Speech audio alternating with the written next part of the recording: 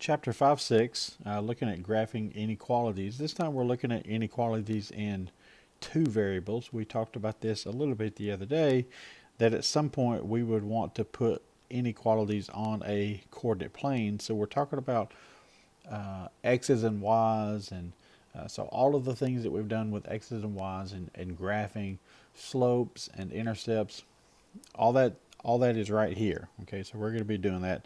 The difference is we are still looking at linear inequalities, right? So we're still talking about greater than, less than's, greater than, equal to, less than, equal to. All right, so inequalities, but on a coordinate plane. And the difference is really going to be the fact that once we graph a line, we'll have to decide which side of that line we shade. And here's what I mean by that. Okay, so once we graph an equation, okay, so we'll see an equation in just a minute, an inequality. Once we graph an equation, it's going to give us a boundary. Okay, and you'll notice this particular boundary, it has a particular slope. We don't know what it is, but it has a slope and it has an intercept, and so this is a boundary, and that boundary splits our coordinate plane into two halves, right? Now they're shaded differently here just so you can tell that there are two different planes.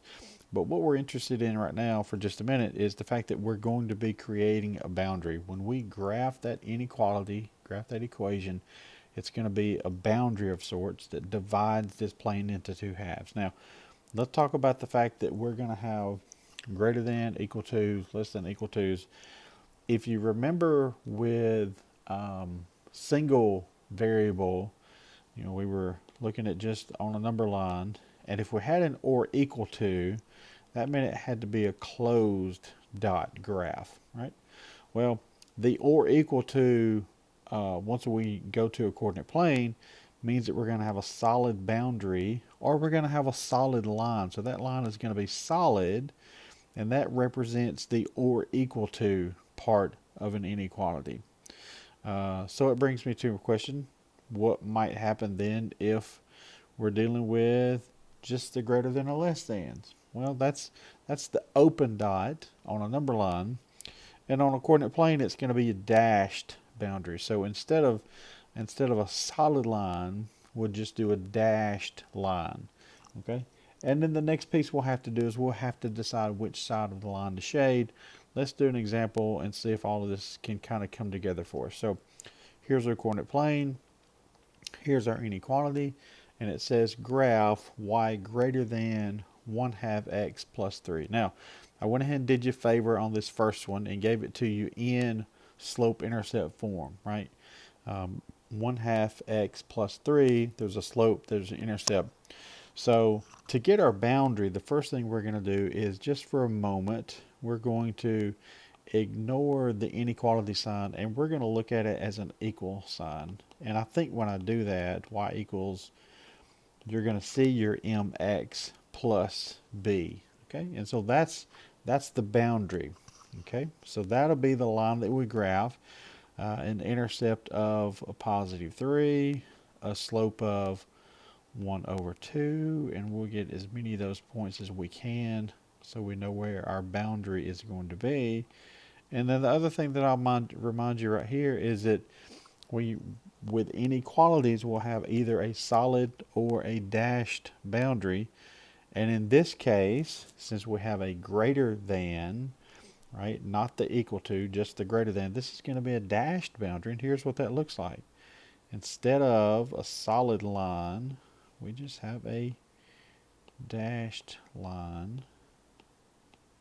Okay, and that's our boundary. Okay. Now the other thing that we have to do with inequalities is we have to shade, right? Going back to our original, we had a y greater than 1/2 x plus 3. With a number line, it was a little easier to see, but we did this a couple times where we picked a point somewhere that number line and we checked it. We plugged it in and we checked to see if it worked. And if it gave us a true statement, we shaded that value and on that side of the boundary, and if it didn't work, then we didn't shade that side, we shaded the other side. So one of the easiest points to pick when we're determining how to shade is the origin. If that boundary doesn't go through the origin, 0, 0 is a really easy point to pick. Okay.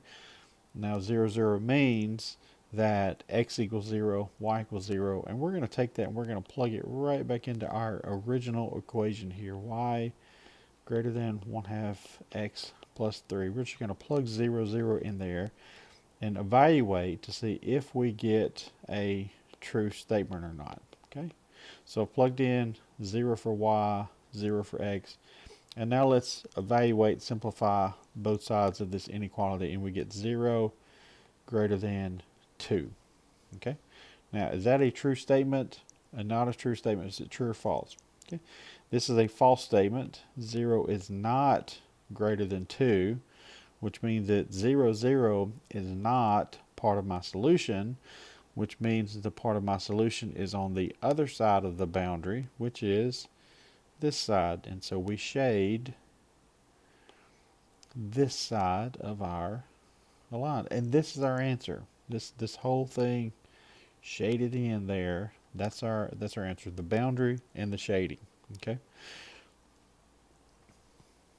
Now, if I wanted to go ahead and pick, just to check myself, if I wanted to go ahead and pick a point that is shaded, I could pick a point somewhere over here, say -4, 4, right? I could pick that point, and if I plug that point in, then it should give me a true statement. So is 4 greater than 1/2 -4 plus 3, right? I picked this point here, -4, 4, x was -4, y was +4. So is 4 greater than, and that would be 1, right? So 4 is greater than 1, and again, that's why we did shade on the top side of that boundary. Let's do one more. Okay, so here we go. Now this one is not in slope-intercept form, so the first thing you'll want to do is get it into slope-intercept form. And the other thing that we're going to go ahead and notice here is that we have an or equal to, which means that when I find my boundary line, it's going to be a solid boundary. Okay, so that makes things a little easier when I get ready to graph and shade. So let's subtract x from both sides. Let's divide both sides by 5. And there's our equation. Intercept of a +2, slope of a -1, 5, 1/5. Okay, there's a couple of points there. Again, the or equal to means that that gets to be a solid line. Okay, so there's my solid line. Now I have to pick which side of the graph I'm going to shade on. And again, 0, 0 is a really easy point to pick as long as I can.